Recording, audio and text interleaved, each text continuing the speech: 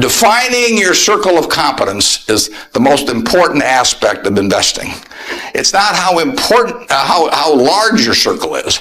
You don't have to be an expert on everything. But knowing where the perimeter of that circle of what you know and what you don't know is, and staying inside of it, is all important. Tom Watson Sr., who started IBM, said in his book, he said, "I'm no genius," he said, "but I'm smart in spots, and I stay around those spots." And that is the key. So if I understand a few things, and I stick in that arena, I'll do okay.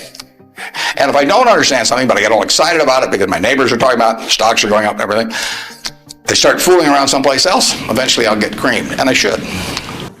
I'm not recommending that people buy stocks today or tomorrow or next week or next month. I think it all depends on your circumstances, but you shouldn't buy stocks unless you expect, in my view, you expect to hold them for a very extended period and you are prepared financially and psychologically to hold them the same way you would hold a farm and never look at a quote and never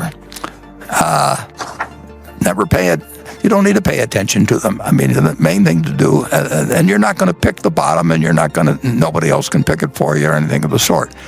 You've got to be prepared to, when you buy a stock, to have it go down 50% or more, and be comfortable with it as long as you're comfortable with the holding. And I pointed out that there have been 3 times in Berkshire's history when the price of Berkshire stock went down 50%. 3 different times. Now, if you owed it on borrowed money, you could have been cleaned out. There wasn't anything wrong with Berkshire when those 3 times occurred. But if you're going to look at the price of the stock and think that you have to act because it's doing this or that, or somebody else tells you, well, how can you stay with that when something else is going up or anything? You've got to be in the right psychological position. And frankly, some people are not really careful. Some people are more subject to fear than others. It's like the virus. It strikes some people with much greater ferocity than others, and fear is something I really never felt financially. The first rule in investment is don't lose. And the second rule in investment is don't forget the first rule, and that's all the rules there are. I mean, if you buy things for far below what they're worth, and you buy a group of them, you basically don't lose money. The only reason for making an investment and laying out money now is to get more money later on, right? That's what investing is all about. If you buy Coca-Cola today, the company is selling for about $110 to $15 billion in the market. The question is, if you had 110 or 15 billion, you wouldn't be listening to me, but I'd be listening to you incidentally. But the question is, would you lay it out today to get what the Coca-Cola company is going to deliver to you over the next 200 or 300 years? The discount rate doesn't make much difference as you get further out. And that is a question of how much cash they're going to give you. It isn't a question of, it isn't a question of how many analysts are going to recommend it or what the volume in the stock is or what the chart looks like or anything. It's a question of how much cash it's going to give you. And that's the only reason. It's true if you're buying a farm. It's true if you're buying an apartment house. Any financial asset. Oil in the ground, you're laying out cash now to get more cash back later on. And the question is how much are you going to get, when are you going to get it, and how sure are you? The biggest financial asset that you have going for you by miles is the value of your own earning power over the years. So that's really what you should focus on. If you're focusing on your financial future, that means you should focus on you. Because whether your 10% is worth 50,000 or 100,000 or 300,000, which would be 500,000 or a million or 3 million for all of you, whether it turns out to be one or the other is really dependent in a very large part on what you do in the next few years.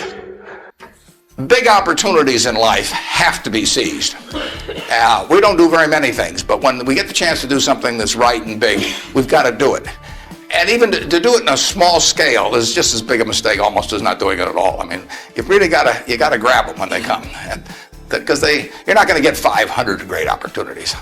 Henry Ford, as you may know, failed twice before he started the Ford Motor Company in 1903. I mean, the test isn't whether you get the greatest business idea in the world the first time out. The test is whether you keep learning as you go along what your strengths are and what you can do for your customers, what you can bring especially to the party. And to do that, you need the education that I know you've received through 10,000 small businesses, but you need a genuine desire day in, day out to delight the customer. Biggest mistakes I've made by far are mistakes of omission and not commission. I mean, it's the things I knew enough to do, they were within my circle of competence, and I was sucking my thumb.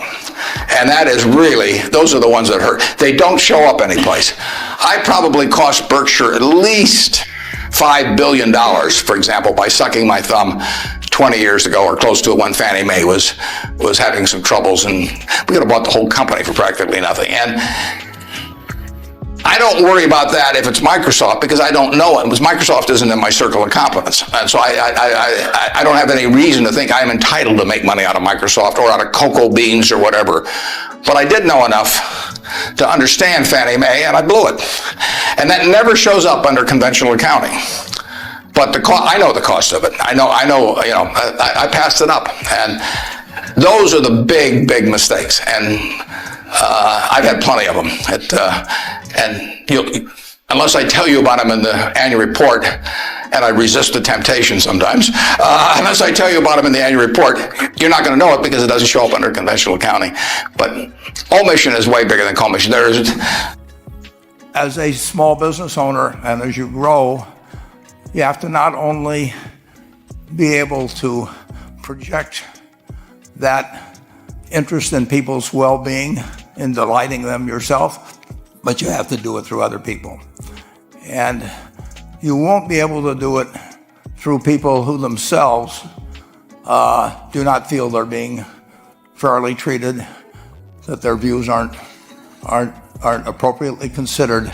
So you really do have to learn to multiply yourself through other people. And it's very important to surround yourself with people that are better than you are. You are going to move in the direction of the people you associate with. So you constantly, I advise you to seek out, as your partner in business, your partner in life, whatever it may be, look for the people that actually are examples to you, rather than somebody that you think you need to straighten out yourself.